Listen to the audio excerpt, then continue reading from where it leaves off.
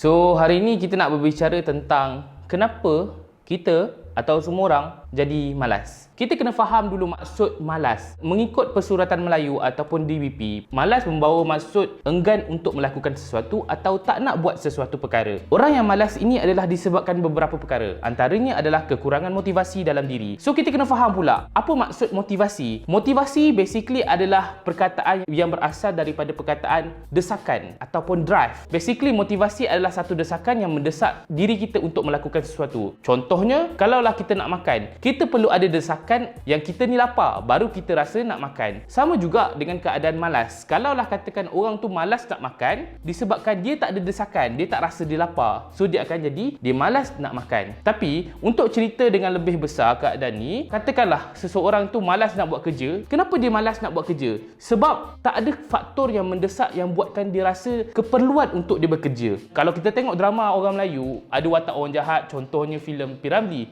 Sarip Dol. Siapa Sarip Dol ni? Sarip Dol ni adalah gangster dan dia digambarkan sebagai orang kaya, anak orang kaya, dan dia tak bekerja. Dia kerja dia buat something je. Dan kalau kita faham kenapa dia malas bekerja, salah satu sebabnya adalah dia sudah selesa dengan keadaan yang dah ada. Yelah, nak duit dapat. So buat apa nak bekerja lagi? Dia rasa tak ada keperluan dan tak ada desakan untuk dia bekerja. So dia buatlah benda-benda yang menyeronokkan. Itu adalah kata kuncinya, menyeronokkan. Seseorang yang malas, dia tak malas buat semua benda. Sebab contohlah, kalau ada orang malas nak buat kerja, mungkin ada benda-benda yang dia rajin. Contohnya main game, bersukan dan sebagainya. Sebab benda tu boleh mendatangkan keseronokan pada dia, pleasure pada dia. So dia buat benda tu. So basically, seseorang yang rajin ataupun seseorang yang malas nak buat sesuatu perkara, nak bekerja, dia tak suka, ataupun dia malas buat kerja sekolah, ataupun malas buat assignment. Sebab apa?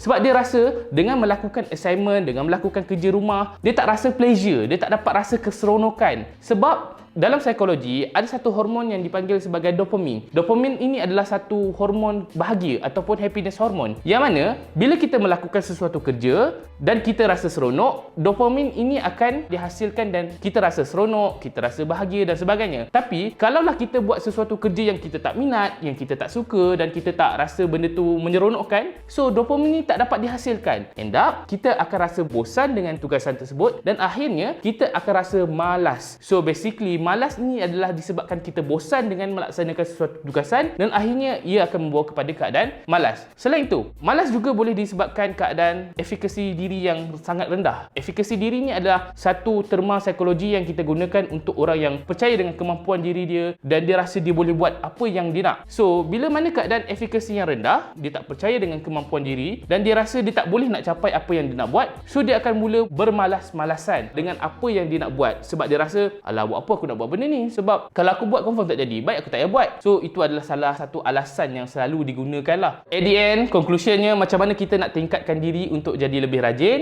Sertailah kursus motivasi.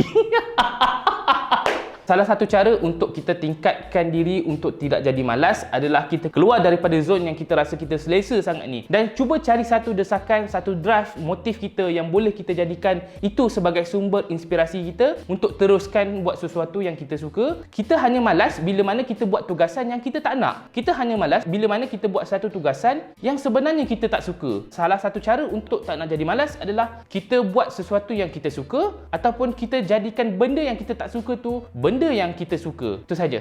Assalamualaikum.